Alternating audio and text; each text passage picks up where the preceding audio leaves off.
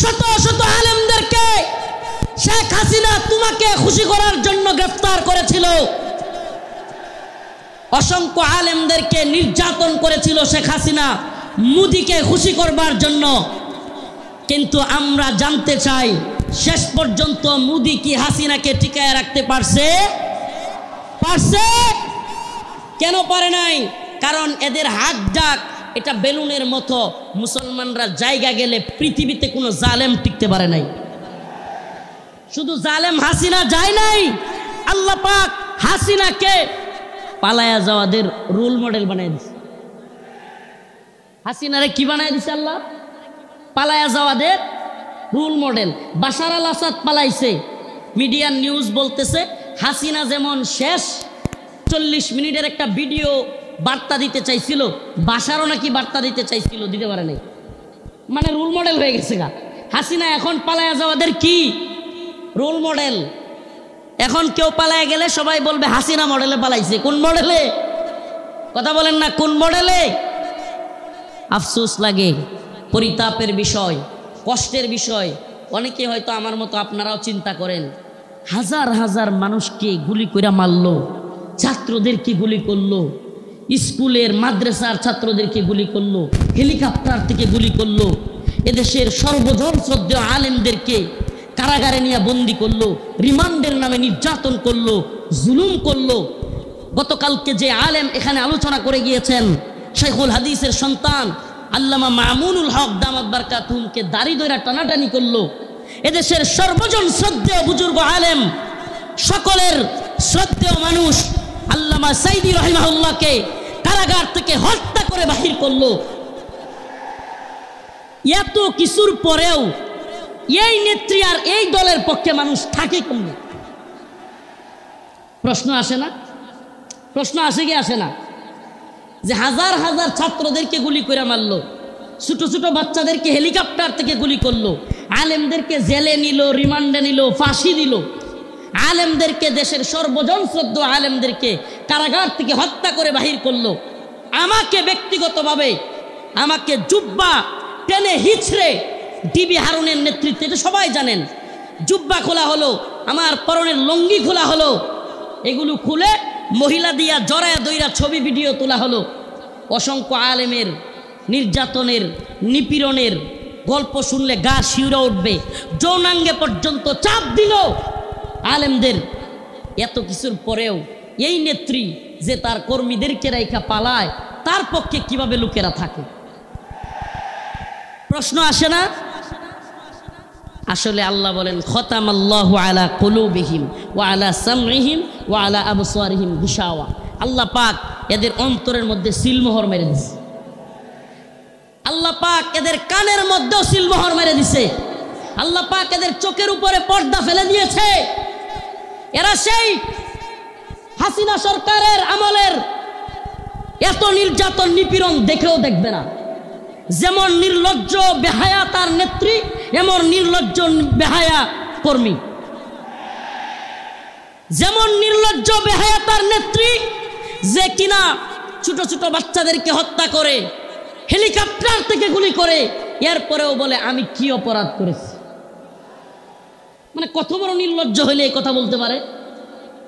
এরপরেও কি বলে আমি কি অপরাধ করেছি। আপনি কোন অপরাধ করেন নাই? প্রশ্ন এটা হইতে পারে যে আপনি কোন অপরাধ করেন নাই, আমাকে এমন একটা অপরাধ দেখান। ও প্রিয় মুসলিম উম্মাহ, বাংলাদেশের বাইতুল মুকাররমে হেফাজতে ইসলামের আন্দোলনে হাসিনার পুলিশ বুট পইরা, জুতা পইরা দেশের জাতীয় মসজিদে আলেমদেরকে গুলি করে নাই। এর চাইতে জঘন্য আর কি হইতে পারে? তা আপনি কোনটা করেন নাই বলেন? আমাদেরকে তাহাজ্জুদের আর এই কোরআন তিলাওয়াতের গল্প শোনায়া আপনি কোন আকামটা করেন নাই? প্রিয় মুসলিম উম্মাহ, যশোরবাসী, এই মেসেজ যশোরের মুসলমানদের জন্য নয়, এই মেসেজ, আজকের এই আলোচনা আমার এই দেশবাসীর জন্য আমি রেখে যেতে চাই। আমি আমার কথাগুলো সকলের কানে পৌঁছে দিতে চাই। ও প্রিয় উম্মাহ, প্রিয় জাতি, আমরা চেয়েছি আমাদের অন্তর থেকে আমাদের ছাত্ররা, আমাদের শিক্ষকরা, আমাদের কলামিস্ট, বুদ্ধিজীবী, মুফতি, বক্তা, ছাত্র, সকল শ্রেণী পেশার মানুষ আমরা চেয়েছি আল্লাহ পাক হাসিনাকে এই ভূখণ্ড থেকে, আমাদের উপর থেকে, জুলুম থেকে বাঁচাক। আল্লাহ পাক আমাদেরকে বাঁচাইছেন কি বাঁচান নাই? তার মানে আমরা মন থেকে সম্মিলিতভাবে চাইলে পাওয়া যায়। পাওয়া যায় কি যায় না? বলেন, পাওয়া যায় কি যায় না? ইন্নাল্লাহা লা ইউগাইয়িরু মা বিকওমিন হাত্তা ইউগাইয়িরু মা বিআনফুসিহিম। আল্লাহ পাক ততক্ষণ পর্যন্ত কোনো জাতিকে পরিবর্তন করেন না যতক্ষণ না সে জাতি নিজেরা পরিবর্তন চায় এবং পরিবর্তন হয়। সুবহানাল্লাহ। তো আমরা পরিবর্তন চেয়েছিলাম, পেয়েছি। পাইছি কি পাই নাই? এখন আমাদের আরেকটা পরিবর্তন দরকার। আমাদের মূল বিজয় সেটা। এ বিজয় আমাদের মূল বিজয় না। এ বিজয় যদি আমাদের মূল বিজয় হইতো তাইলে আমরা আল্লাহর নবীরে কেউ কটূক্তি করলে, গালি দিলে আমরা এই রায় পাইতাম যে তার শাস্তি হবে মৃত্যুদণ্ড। তার শাস্তি কি? এই ব্যাপারে ইমামগণ একমত। আল্লাহর নবীকে নিয়ে কেউ কটূক্তি করলে, ব্যঙ্গচিত্র করলে তার শাস্তি। ভাইরা আমার, বন্ধুগণ আমার, আল্লাহর নবীকে সাহাবায়ে কেরাম কেমন ভালোবাসতেন, আল্লাহর নবী সাল্লাল্লাহু আলাইহি ওয়াসাল্লামকে তার সাহাবীরা কেমন ভালোবাসতেন। কাব বিন আশরাফ নামে ইহুদিদের এক নেতা ছিল। নাম কি? কাব বিন আশরাফ, এক ইহুদি নেতা। এত দেহ ছিল, অনেক বড় সড়ো ছিল দেহ, বিশাল দেহের আকৃতির লোক ছিল কাব বিন আশরাফ। বদর যুদ্ধে যখন মুসলমানরা বিজয়ী হয়েছে, কাব বিন আশরাফ কষ্টে তার অন্তর জ্বলে গেছে। বদর যুদ্ধে কাফেরদের বড় বড় নেতা আবু জাহেল সহ নিহত হয়ে গেছে, জাহান্নামে চলে গেছে। কাব বিন আশরাফের কলিজায় জ্বলন শুরু হয়ে গেছে। সে মুহাম্মদ আরবি সাল্লাল্লাহু আলাইহি ওয়াসাল্লামকে নিয়ে বিভিন্ন ধরনের কটূক্তিমূলক কবিতা বানাইছে। তার মহিলা ভাড়া কইরা তাদেরকে দিয়াও রসুলের বিরুদ্ধে বিশুদ্ধার করাইছে। আল্লাহ নবী সাল্লাল্লাহু আলাইহি ওয়াসাল্লাম ডাকলেন, কাব বিন আশরাফ, তাকে হত্যা করতে পারবে এমন কে আছো? সুবহানাল্লাহ বলেন। রাসূল সাল্লাল্লাহু আলাইহি ওয়াসাল্লাম নিজে ডাকলেন, হে আমার সাহাবারা, তোমাদের মধ্যে কে আছে কাব বিন আশরাফকে হত্যা করবে? অথচ আমার নবীর ব্যাপারে অনেকে বলে, রাসূল সাল্লাল্লাহু আলাইহি ওয়াসাল্লামকে কি বলে, যে রাসূল সাল্লাল্লাহু আলাইহি ওয়াসাল্লাম এক গালে মারলে আরেক গাল পাইতা দিতেন। ছোটবেলায় এগুলো শুনতাম, নাউজুবিল্লাহ। রসুলের এক গালে মারবে আর সাহাবায়ে কেরাম বসে বসে দেখবে। ইসলাম সন্ন্যাসী মার্কা ধর্ম না। ইসলাম সন্ন্যাসী মার্কা, সন্ন্যাসীগিরি, গান্ধীগিরি ইসলামে চলে না। ইসলামের বাণী একবারে সুস্পষ্ট, ফায়াকতুলুনা ওয়া ইউকতালুন, হয় মরো নাইলে মারো। দিনের প্রয়োজনে মারতে হবে, মরতে হবে। ইনশাআল্লাহ দিনের প্রয়োজনে মারতে হবে, মরতে হবে। মায়ের খাওয়াও সুন্নত, দেওয়াও সুন্নত। আমরা যদি খালি মায়ের খাইতাম, হাসিনার পতন হইতো। মাঝে মাঝে পিটানো দেওয়া লাগছে, কথা কয় না? যারা জালিমের পক্ষ নিবে, একটা কথা মনে রাখবেন, মুসলমান ইমানদার, সম্ভবত হযরত আলী রাদিয়াল্লাহু আনহুর কথা এটা, জালেমদের প্রতি সহানুভূতি দেখানো মাজলুমদের সাথে গাদ্দারি। আবারও বলছি, জালেমদের প্রতি উদারতা দেখানো মাজলুমদের সাথে গাদ্দারি। মাজলুমদের সাথে গাদ্দারি করা যাবে? কাব বিন আশরাফ আল্লাহর নবীর নিয়ে কটূক্তি করে। রাসূল সাল্লাল্লাহু আলাইহি ওয়াসাল্লাম বললেন, তোমাদের মধ্যে কে আছে যে কাব বিন আশরাফকে হত্যা করবে? আল্লাহর নবীর এক সাহাবী মুহাম্মদ বিন মাসলামা দাঁড়ায় গেলেন, ইয়া রাসূলুল্লাহ আতুহিব্বু আন তাকতুলাহু? ইয়া রাসূলুল্লাহ, আপনি কি চান আমি তাকে হত্যা করি? রাসূল বললেন, অবশ্যই হ্যাঁ। মুহাম্মদ বিন মাসলামা বললেন, ইয়া রাসূলুল্লাহ, আমাকে অনুমতি দেন, আমি একটু তার সাথে গল্প করব, বানায় সিনায়া গল্প করব আর কি, তারা একটু খুশি করব। ইয়া রাসূলুল্লাহ, আমার অনুমতি দেন। আল্লাহর নবী বললেন, অনুমতি দিলাম।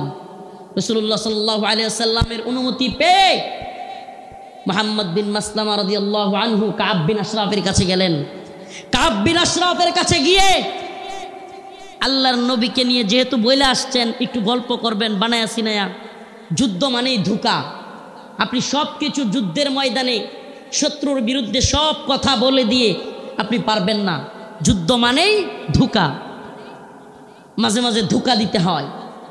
তো কাব বিন আশরাফরে গিয়া বললেন, আমরা তো মুহাম্মদ রেনিয়া খালি জাকাত চায়, খালি জাকাত দিতে হয়, সদকা দিতে হয়, বিপদে আসি মুহাম্মদ রেনিয়া নাউজুবিল্লাহ সাল্লাল্লাহু আলাইহি ওয়াসাল্লাম।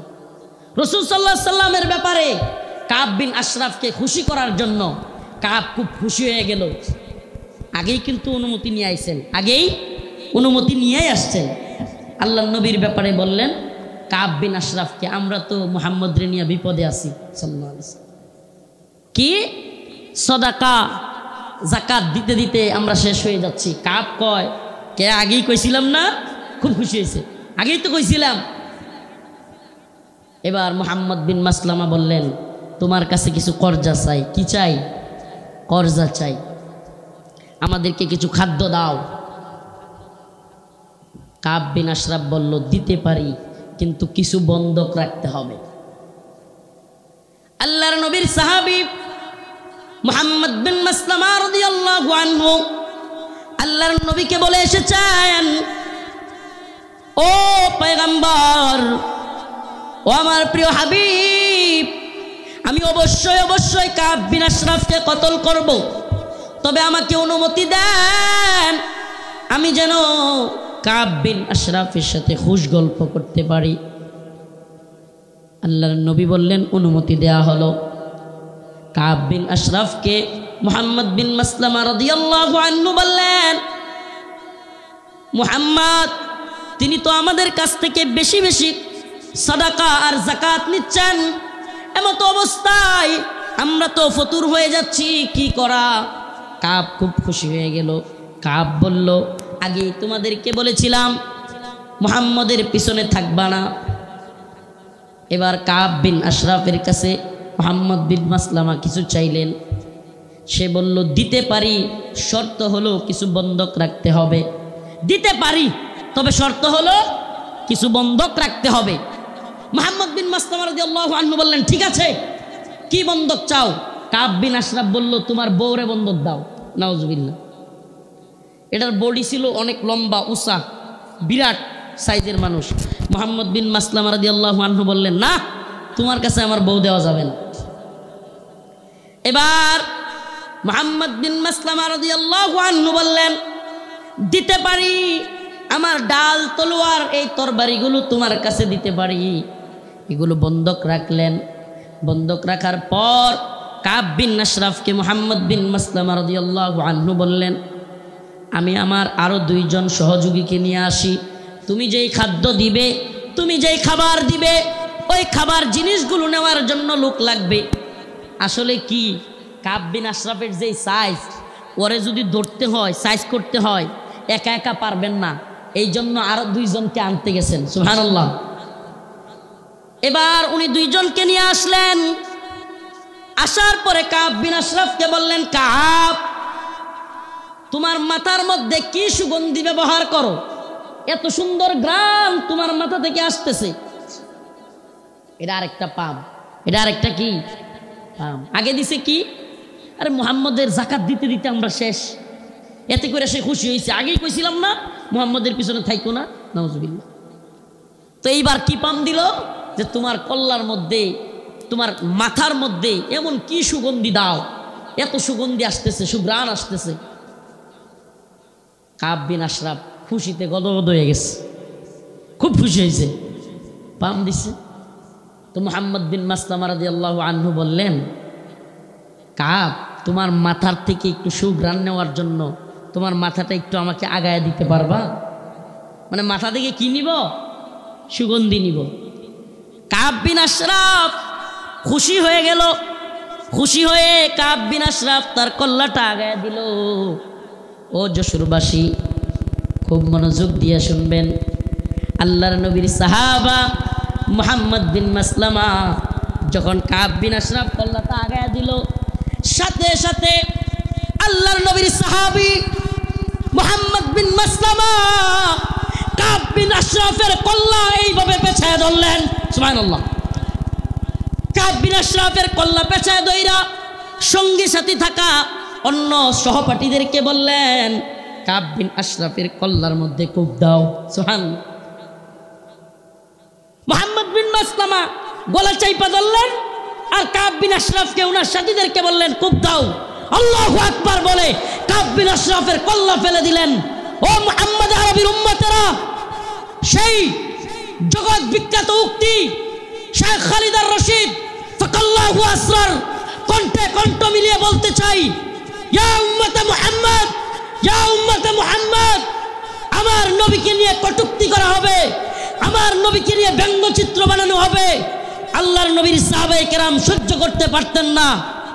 ফরমায়া রাসূলুল্লাহ সাল্লাল্লাহু আলাইহি ওয়াসাল্লাম, ফরমায়া রাসূলুল্লাহ সাল্লাল্লাহু আলাইহি ওয়াসাল্লাম, মান সাব্বা নাবিয়ান ফাকতুলু, আল্লাহর নবীকে নিয়ে যে কটূক্তি করবে, রাসূল সাল্লাল্লাহু আলাইহি ওয়াসাল্লামকে যে গালি দিবে, তার শাস্তি একটাই, সমস্ত ইমাম একমত, আল্লাহর নবীকে নিয়ে কটূক্তিকারীর শাস্তি ওয়াজিবুল কতল, তাকে হত্যা করা হবে, তার কল্লা থেকে গলাকে আলাদা করে দিতে হবে।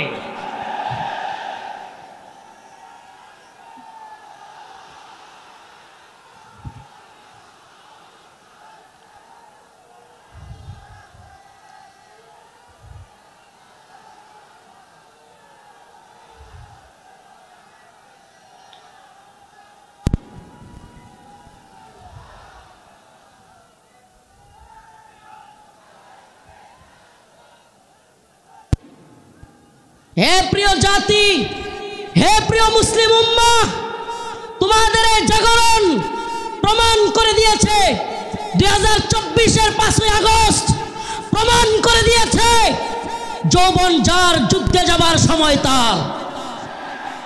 যুবকরা দেখিয়ে দিয়েছে হাসিনার লাফালাফি আর কাদেরের পালাবো না। কোথায় কাকা? পালাবো না কোথায়? এত দাম্ভিকতা, এত অহংকার ভালো না, এত দাম্ভিকতা, এত অহংকার ভালো না। মনে রাখবা, ফিরাউন নমরুদি আল্লাহর কাছে কোনো টাইম ছিল না, আর উবাইদুল কাদের আর হাসিনা। আল্লাহ পাক তোমাদেরকে পরিণতি দেখিয়ে দিয়েছেন। মুসলিম উম্মার যুব সমাজদেরকে বলি, ও প্রিয় উম্মার যুবকেরা, তৈরি হও নির্যাতিত নিপীড়িত মুসলিম উম্মার পাশে দাঁড়াবার জন্য। তৈরি হও, আল্লাহর নবীর বিরুদ্ধে যারা যাবে বাংলার জমিনে, তাদেরকে অবশ্যই ওয়াজিবুল কতল, আল্লাহর নবীর গালি দেওয়ার শাস্তি, মৃত্যুদণ্ড করতেই হবে। রাজি আছো তো ইনশাআল্লাহ? ও প্রিয় মুসলিম উম্মা, তোমরা তো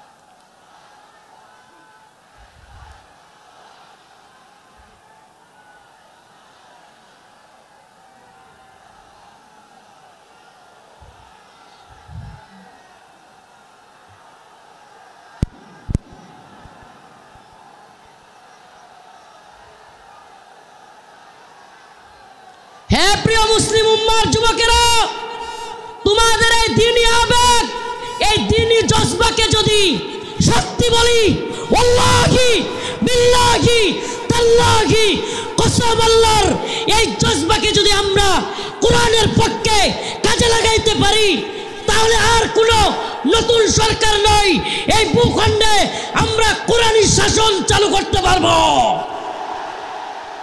আর কোনো তন্ত্রমন্ত্র নয়, তন্ত্রমন্ত্রের দেখা শেষ। আমরা তো এই স্লোগান দিকে দিকে আজ জানিয়ে দিতে চাই, তন্ত্রমন্ত্রের দিন শেষ, কোরআন সুন্নাহর বাংলাদেশ। বলেন না, তন্ত্রমন্ত্রের দিন শেষ, কোরআন সুন্নাহর বাংলাদেশ। সাবিলুনা সাবিলুনা, তরিকুনা তরিকুনা। স্লোগান আজকে একটু ব্যতিক্রম হবে।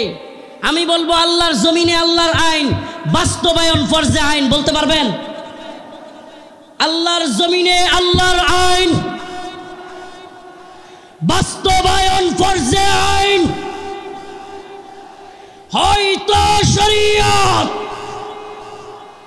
ইম্মা শরিয়া,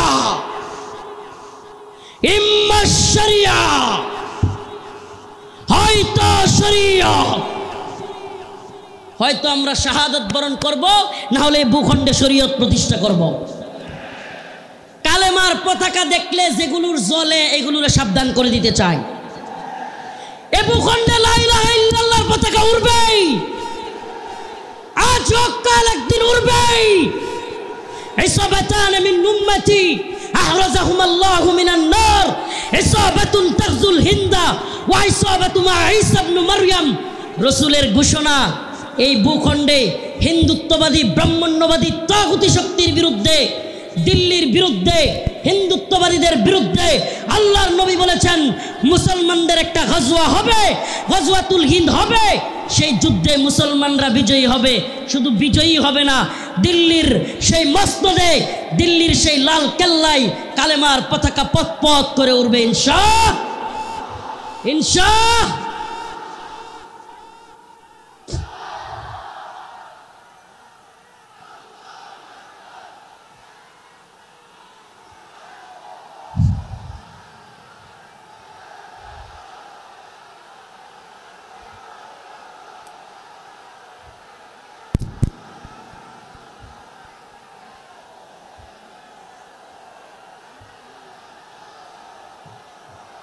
হে প্রিয় মুসলিম উম্মার যুব সন্তানেরা, তৈরি হও, তৈরি হও। আর কোন তন্ত্রমন্ত্রের জন্য ডাক নয়, ডাক আসবে দাওয়া ইয়াদাত শাহাদাতের ডাক আসবে। শহীদ হইতে রাজি আছো তো ইনশাআল্লাহ? জীবন দিতে প্রস্তুত আছো তো ইনশাআল্লাহ? আরে আমরা দুনিয়ায় এসেছি দ্বীনের জন্য, শহীদ হওয়ার জন্য। এই দুনিয়ায় আর কোনো সফলতা নাই, আল্লাহর জন্য শাহাদাতের মধ্যেই সফলতা। ইম্মা শরিয়া ওয়া ইম্মা শাহাদা, হয়তো শরীয়ত। আল্লাহর জমিনে আল্লাহর আইন। এই জমিন কার? এই চিৎকার করে বলেন কার? জমিন কার? হুকুম চলবে কার? ইনিল হুকমু ইল্লা লিল্লাহ, আমার আল্লাহ তাবুদু ইল্লা ইয়া। হুকুম হবে আল্লাহর, ইবাদত হবে আল্লাহর। ইবাদত হবে কার? একমাত্র আল্লাহর। এই কোন তাগুতের গোলামি আমরা করব না। আমরা কার গোলাম? আমরা ভারতের গোলাম নই, আমরা আমেরিকার গোলাম নই, আমরা ইসরায়েলের গোলাম নই। আমরা কার গোলাম? গোলামি হবে কার? পৃথিবীবাসী জেনে রাখো, আমরা আল্লাহর গোলামি করি। এই মাথা নোয়াবো তো আল্লাহর কাছে। এই মাথা নোয়াবো তো কার কাছে? পৃথিবীর কারো কাছে আমাদের মাথা নত হবে। এবার আমার ডকুমেন্টারি তো দেখলেন, শাইখুল হাদিস ইবনে শাইখুল হাদিসের ডকুমেন্টারি দেখলেন, অন্যান্য আলেমদের ডকুমেন্টারি তো দেখবেন। আমি কিছু মাজলুমদের ডকুমেন্টারি আপনাদের সামনে বলে যাই, কলিজা ফেটে যায়।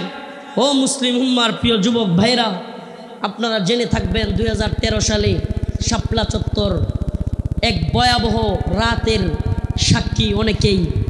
আপনারা জেনে থাকবেন প্রিয় বাবাজি, আজকের প্রোগ্রামের আয়োজক সহ সবার এই কথাগুলো মনোযোগ সহকারে শোনা দরকার।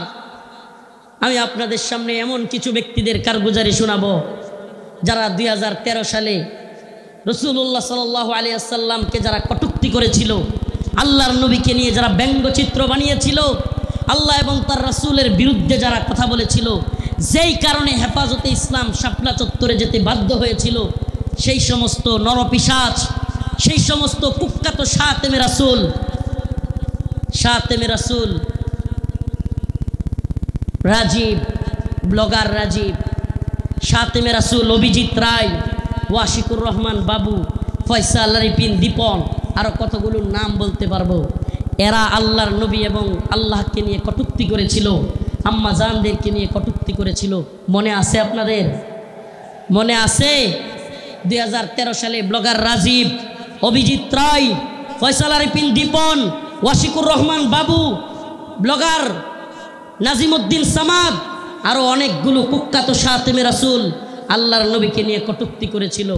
ও প্রিয় মুসলিম উম্মার যুবকেরা, আজকের এই ঐতিহাসিক প্রোগ্রামে আমি যদি সেই মাজলুম ভাইদের কথা না বলি, আমি তাদের সাথে কারাগারে ছিলাম।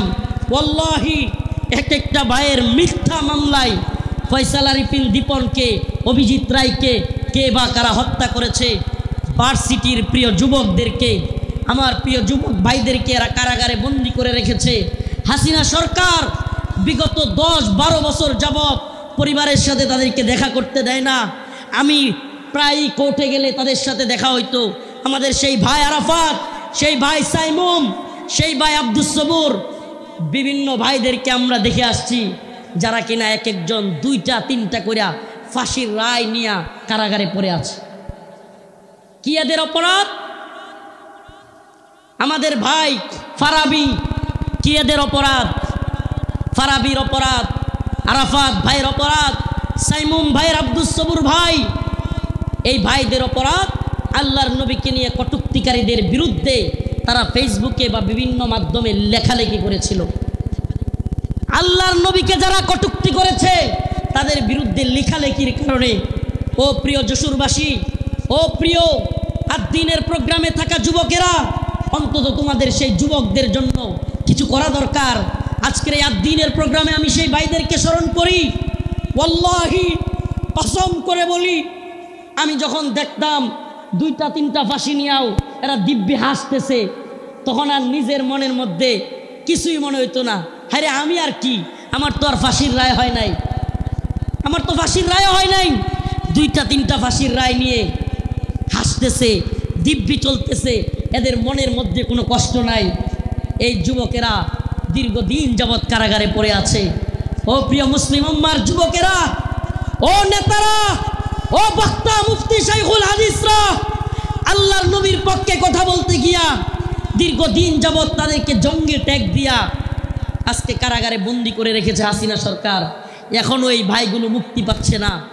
ও প্রিয় মুসলিম উম্মার যুবকেরা, আমি জানতে চাই, এরা যদি আমাদের কাউকে জঙ্গি ট্যাগ দিয়া দেয়, এরা যদি আমাদের কাউকে মৌলবাদী ট্যাগ দিয়া দেয়, এরা যদি আমাদের কাউকে রাজাকার বলে ট্যাগ দিয়া দেয়, তাহলে কি আমরা তাদেরকে ভুলে যাব?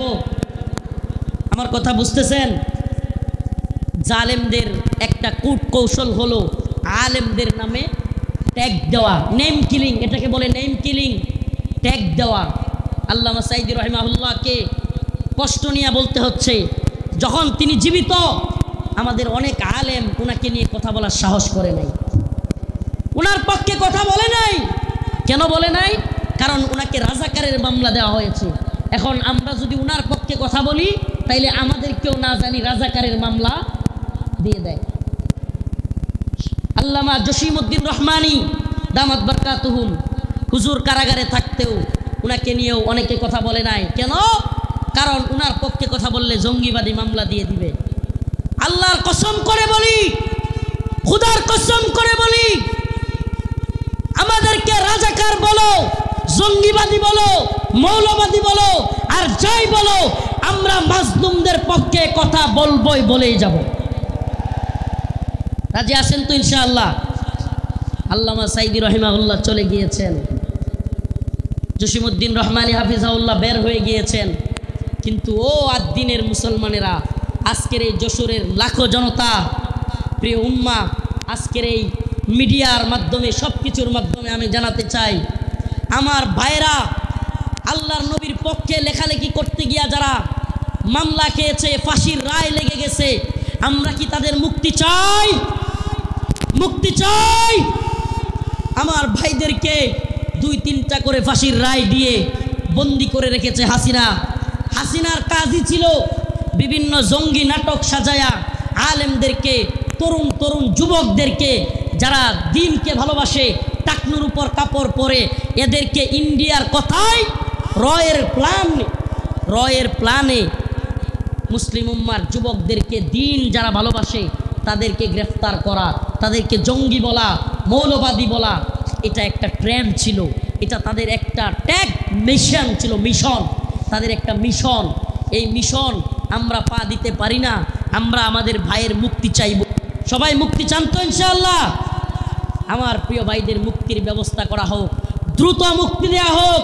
যদি তারা মুক্তি না পায়, খুদার কসম করে বলি, এত বড় বড় বক্তা, এত যশ খ্যাতি মূল্যহীন, মূল্যহীন, মূল্যহীন। আমরা যদি মাজলুমদের পাশেই দাঁড়াতে না পারি, আজকের আলোচনার বিষয় এটাই, وما لكم لا تقاتلون في سبيل الله والمستضعفين من الرجال والنساء والولدان الذين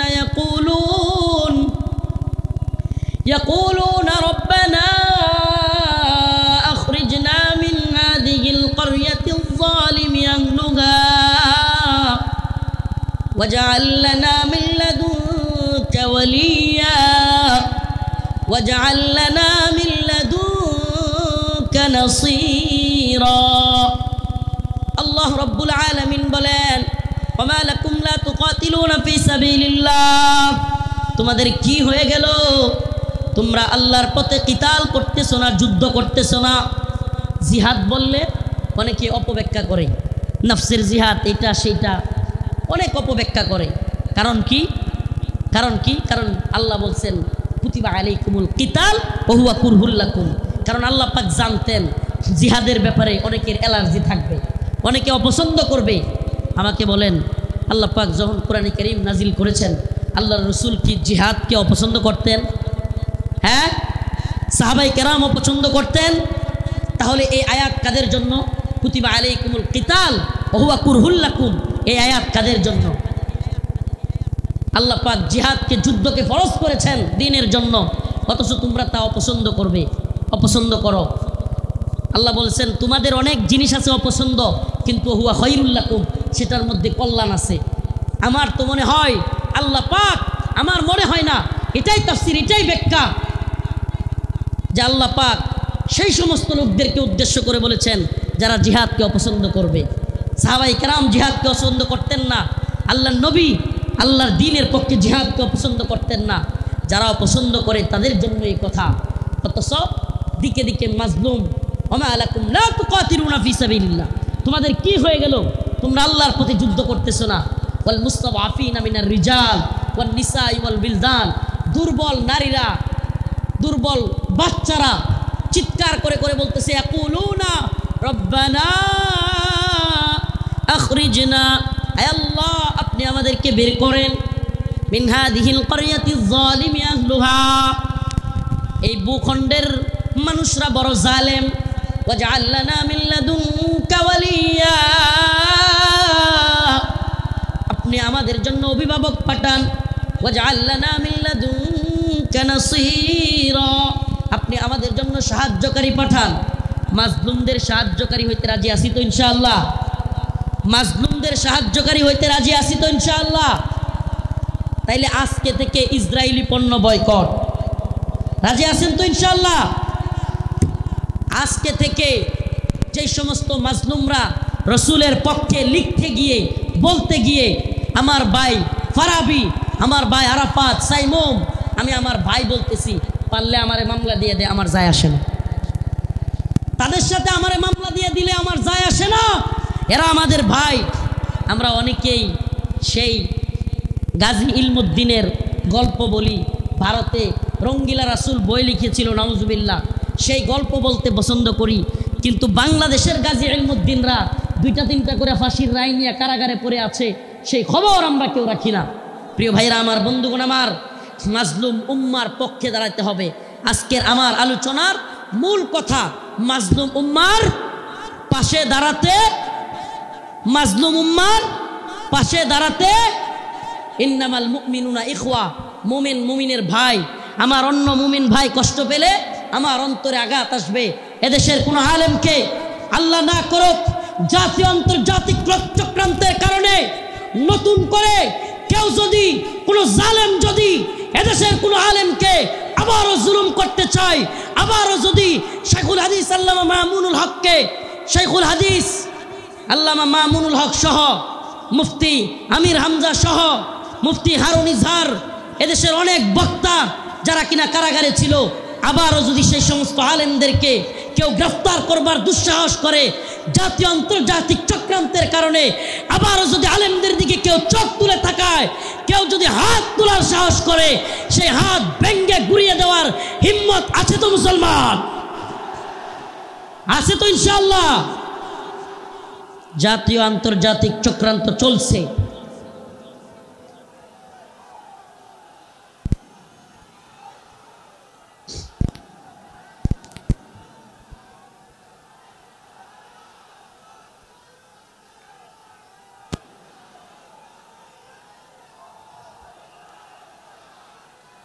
জাতীয় আন্তর্জাতিক চক্রান্ত চলছে আমাদের এই ভূখণ্ডকে নিয়ে।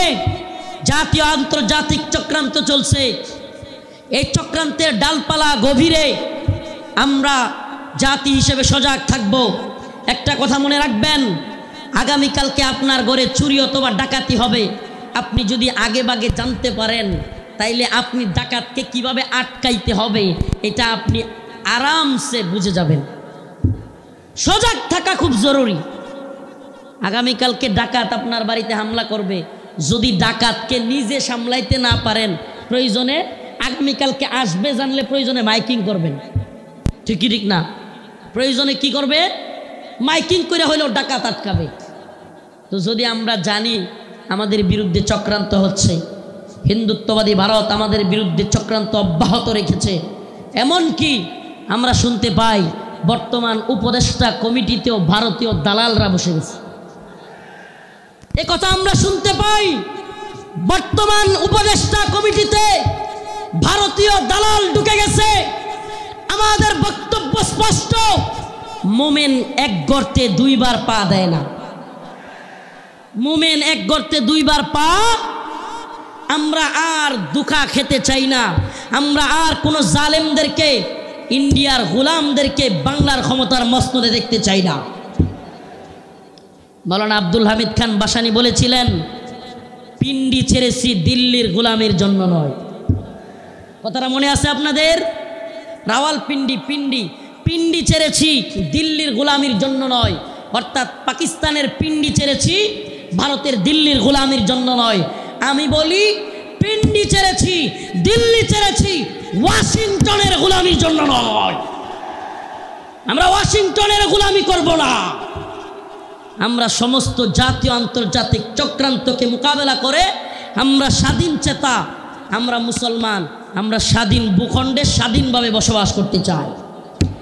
আমরা কোরআন সুন্নাহ অনুযায়ী রাষ্ট্র ব্যবস্থা চাই। রাজি আছেন ইনশাআল্লাহ? ওয়ালাউ আন্না আহলাল কুরা আমানু ওয়াত্তাকাউ লাফাতাহনা আলাইহিম বারাকাতিম মিনাস সামাই ওয়াল আরদ। সুবহানাল্লাহ। আল্লাহ পাক বলেন, ওয়ালাউ আন্না আহলাল কুরা আমানু ওয়াত্তাকাউ লাফাতাহনা আলাইহিম বারাকাতিম মিনাস সামাই ওয়াল আরদ। আল্লাহ পাক বলেন, যদি জমিনের বাসিন্দারা তাকওয়া অবলম্বন করত এবং আল্লাহর আইন মেনে চলতো, তাহলে আল্লাহ পাক বারাকাতিম মিনাস সামাই ওয়াল আরদ, আসমান এবং জমিনের সমস্ত বারাকা খুলে দিতেন। সুবহানাল্লাহ। আল্লাহ পাক সমস্ত বারাকা খুলে দিতেন। এজন্য আমি স্লোগান ধরেছি, আল্লাহর জমিনে আল্লাহর আইন বাস্তবায়ন ফরজে আইন। এই তন্ত্রমন্ত্রের আইন 5 বছরের জন্য ইসলাম, এটা আমরা চাই না। আমরা চাই আজীবনের জন্য ইসলাম। ইসলাম কি 5 বছরের সীমায় গণ্ডিতে আবদ্ধ? ইসলাম 5 বছরের সীমান্তে আবদ্ধ নয়। ইসলাম 5 বছরের সীমানায় আবদ্ধ না। 5 বছর ভোট দিয়া নির্বাচিত করে ইসলাম কায়েম। 5 বছর গেলে আবার হয়তো সরে যাইতে হবে। দিন ইসলাম 5 বছরের জন্য সীমাবদ্ধ থাকার জন্য নয়। ইসলাম কায়েম করতে হবে, আল্লাহর জমিনে আল্লাহর আইন বাস্তবায়ন করতে হবে। এটা হবে মুসলিম উম্মার তাড়না, এটা হবে মুসলিম উম্মার প্রেরণা। আমরা হুঁশিয়ার করে দিতে চাই, সাবধান করে দিতে চাই। 2024 সালে হাসিনার পালানোর দৃশ্য দেখা এবং বাংলাদেশে আওয়ামী লীগের অবস্থান দেখা কেউ যদি শিক্ষা না নেন, নতুন করে জুলুম করার চিন্তা ভাবনা, নতুন কইরা কেউ জুলুম করার ভূত কারো মাথায় চাইপা বসে, তাইলে আওয়ামী লীগের পরিণতির জন্য অপেক্ষা করে। নতুন কইরাও যদি হাসিনার মতো জুলুমের চিন্তা ভাবনা কেউ করেন, আওয়ামী লীগের মতো জুলুম করার খায়েশাত, জালেম হওয়ার ভূত মাথায় চাইপা বসে, সাদাবাজি, টেন্ডারবাজি, দুর্নীতির ভূত, তাইলে বাংলার জনগণ লাথি দিয়া আপনাদের ভূতও তাড়াইয়া দিবে। নতুনদের জন্য এটা একটা হুঁশিয়ারি। 2024 সাল এটা আমাদের গর্বের। 2024 আমাদের গর্বের। আমাদের এই চেতনাকে ধরে রাখতে হবে।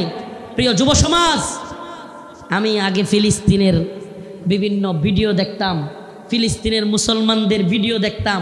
ছোট ছোট বাচ্চা ছেলেরা পাথর নিয়া ইসরায়েলের ট্যাঙ্কের মধ্যে নিক্ষেপ করতেছে, গোলাল দিয়া ইসরায়েলিদেরকে মারতেছে। সুবহানাল্লাহ। 2024 সালে দেখলাম আমাদের ছোট ছোট বাচ্চারা পুলিশের পেটের মধ্যে গিয়া ঘুরশি মারতেছে। সুবহানাল্লাহ বলেন না। এইটা একটা জিনিস অন্তত হয়েছে আলহামদুলিল্লাহ।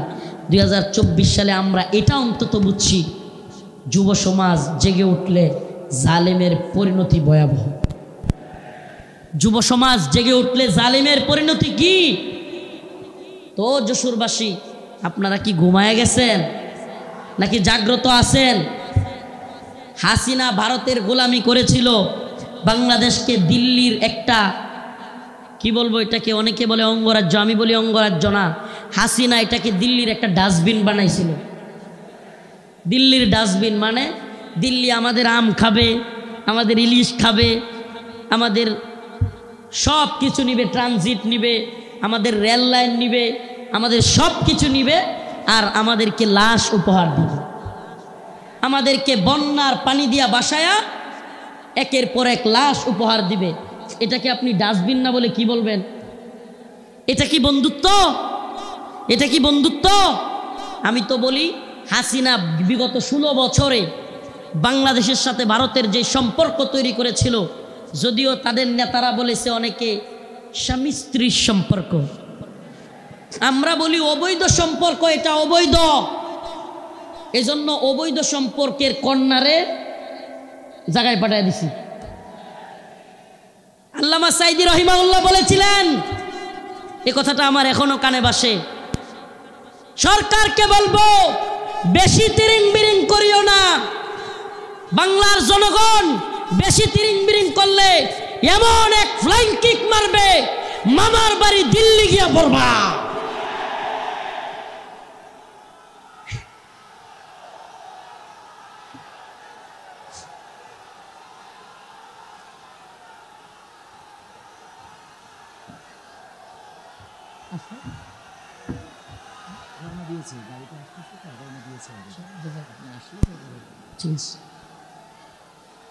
আল্লামা সাইদি রহিমাহুল্লাহ দেখে যাইতে পারেন নাই, কিন্তু আলহামদুলিল্লাহ সাইদি রহিমাহুল্লাহর কথাই বাস্তব হয়েছে।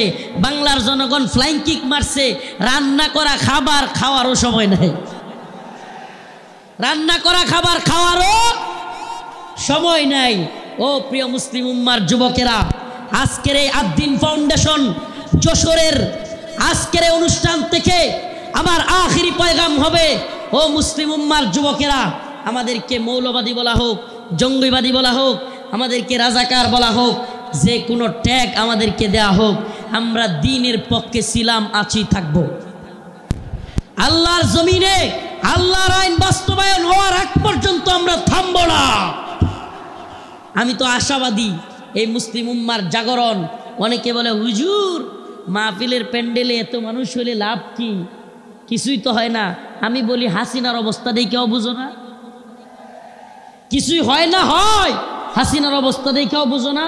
তোমার কি মনে হয় এই খুঁটা আন্দোলন, এত বিস্ফোরণ, এটা এমনি এমনি হয়ে গেছে?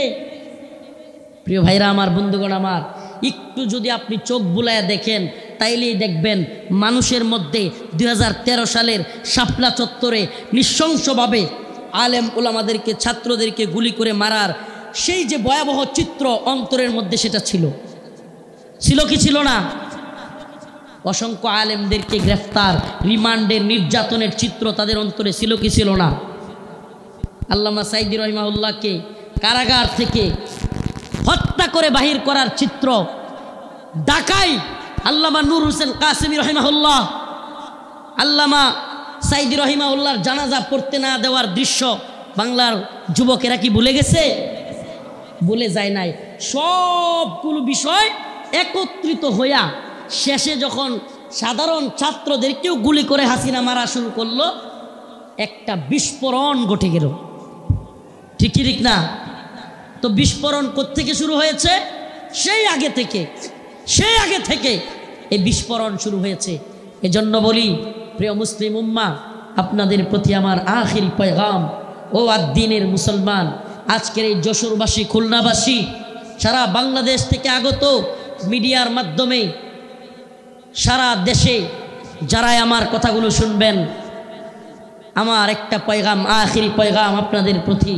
ও প্রিয় মুসলিম উম্মাহ, আমাদেরকে দ্বীনের প্রয়োজনে আল্লাহর জমিনে আল্লাহর দ্বীন বাস্তবায়নের জন্য, কাফের মুশরিকদের মোকাবেলা করবার জন্য প্রয়োজন হলে দ্বীনের জন্য ময়দানে শহীদ হওয়ার জন্য তৈরি থাকতে হবে। এটা মনে রাখবেন, শাহাদাতের তামান্না। আল্লাহ পাক আমাদেরকে কবুল করুক, মঞ্জুর করুক, বলেন আমিন। শাহাদাতের তামান্না, আখিরি পয়গাম। প্রিয় ভাই মুফতি আমির হামজা হাফিজাহুল্লাহ চলে এসেছেন। আমি ছেড়ে দিব ভাইয়ের জন্য। আপনাদের কাছে খাস করে দোয়া চাই, খাসভাবে দোয়া চাই। নাসরুম মিনাল্লাহ ওয়া ফাতহুন করিব ওয়া বাশশিরিল মুমিনিন। আসসালামু আলাইকুম ওয়া রাহমাতুল্লাহি ওয়া বারাকাতুহু।